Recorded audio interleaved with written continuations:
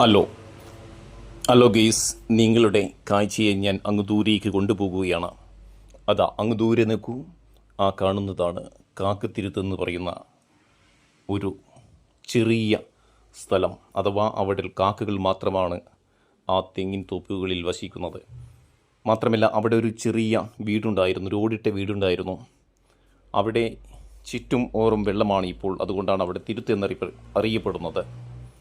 അവർ പുറം ലോകവുമായി ഇപ്പോൾ എത്തിപ്പെടാൻ വല്ല തോണിയോ മറ്റോ അന്ന് ആശ്രയിച്ചിരുന്നു. അന്ന് ഒരിക്കൽ ഞാൻ അവിടെ പോയിരുന്നു. ഇന്ന് അവർ അവിടെയുണ്ടോ എന്ന് എനിക്കറിയില്ല. അവർ മറ്റാവശ്യങ്ങൾക്കെല്ലാം വേനൽക്കാലത്ത് പ്രയാസങ്ങളില്ല, പക്ഷേ വർഷകാലത്ത് വളരെയധികം പ്രയാസപ്പെട്ടിരുന്നു.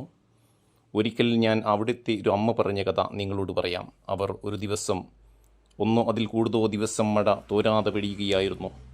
അവരുടെ കയ്യിലുണ്ടായിരുന്ന എല്ലാ സാമഗ്രികളും തീർന്നിരുന്നു. ഒരു തീപ്പെട്ടിയെല്ലാം നനഞ്ഞിരുന്ന ഒരു തീപ്പെട്ടിക്കൊള്ളിക്കായി അവർ ഈ കായലിന് ചുറ്റും പരതുന്നു.